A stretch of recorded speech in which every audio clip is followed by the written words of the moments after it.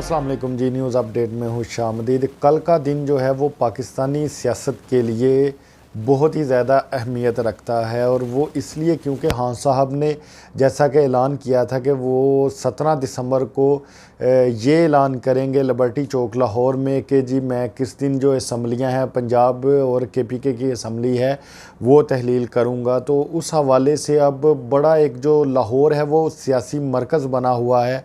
जिस तरह से हमने देखा कि जनाब सदर आरिफ अलवी साहब भी 3 दिन तक लाहौर में रहे और फिर आज वो वापस इस्लामाबाद भी चले गए। तो इस तरह से अब बहुत ज़्यादा जो कल की तारीख़ पर जो नज़रें हैं वो डटी हुई हैं। इसमें अब होने वो क्या वाला है, इसमें अब होगा ये कि अब जो मुस्लिम लीग काफ है जनाब परवेज़ इलाही साहब और मुनस इलाही साहब, इन पर जो बड़ी ज़िम्मेदारी है वो आ गई हुई है। वो किस तरह से, वो इसलिए क्योंकि देखे जी अब ये अगर तो ये अपनी सियासत को हमेशा के लिए दफन करना चाहते हैं तो फिर ये पाकिस्तान तहरीक इंसाफ को छोड़ देंगे। और अगर अब क्योंकि ये अब एक इनके लिए ये टर्निंग पॉइंट है और इस पर अब बहुत से जो तज्ज़ियाकार हैं वो ये बातें कर रहे हैं कि अगर इनको अपनी सियासत बचानी है तो फिर इनको खान साहब का अब इस वक्त में साथ देना होगा। दूसरी तरफ हमने देखा जी जो घर का बेदी था उसने किस तरह से लंका ढा दी है और इस तरह के इंकशाफात कर दिए हैं। जियो न्यूज़ पर बैठकर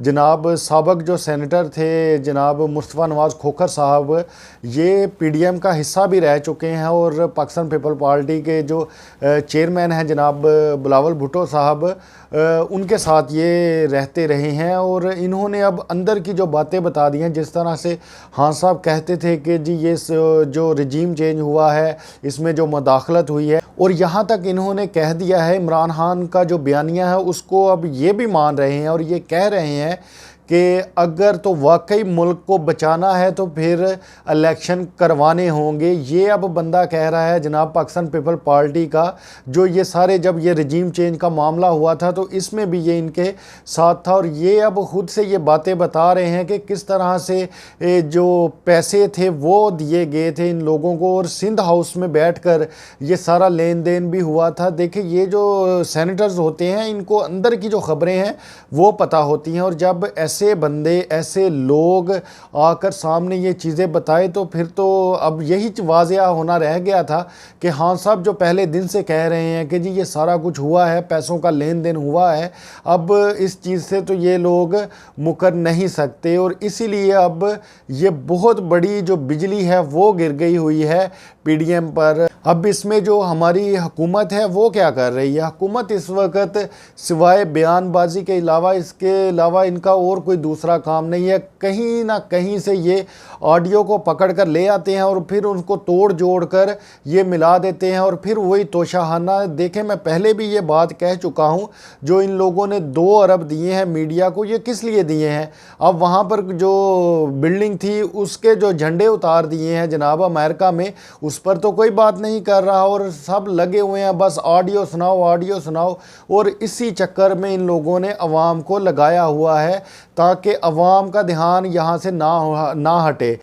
और इसी पर मैं मज़ीद बात करता चलूँ, शौकत तरीन साहब ने भी एक बात की है कि ये हुकूमत जहाँ तक अब इस मुल्क को पहुँचा चुकी है, अब यहाँ से निकलना बहुत मुश्किल हो गया हुआ है। पाकिस्तान को जो मुआशी अब हालात और किस तरह से दरपेश हैं, क्योंकि इस वक्त पाकिस्तान के पास अपना तो कोई पैसा मौजूद है ही नहीं, और चाइना, सऊदी अरब और फिर जो UAE है, दुबई है, वहाँ के जो पैसे हैं वो पड़े हुए हैं और यहाँ पर ये लोग पैसे बांट रहे हैं और अभी भी बाज़िद हैं कि जी हम इलेक्शंस की तरफ नहीं जाएंगे। और इसके बाद बस वही है जो हमेशा की तरह मैं एक बात करता हूं कि ये सिर्फ उसी चीज़ में लगे हुए हैं कि किस तरह से हम नवाज़ शरीफ साहब को वापस लाएं, क्योंकि इनकी जो सियासत का जनाजा है वो तो जनाब निकल चुका है। और जो कसर रह गई थी पाकिस्तान पीपल पार्टी की सियासत का जनाजा निकालने की, वो आज मुस्तफ़ा नवाज़ खोखर साहब ने भी जियो पर बैठकर और बड़ी उसमें इन्होंने तफसीली गुफ्तगू भी की है और उन्होंने बता दिया है कि जनाब ये कश्ती अब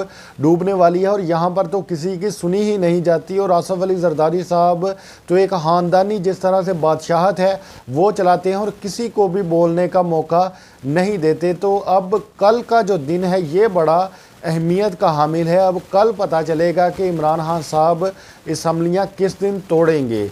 आपकी इस बारे में क्या राय है? आप अपनी राय से हमें ज़रूर आगाह कीजिएगा। आपसे मुलाकात होगी इंशाअल्लाह ताला अगली वीडियो में। तब तक के लिए अल्लाह हाफिज़।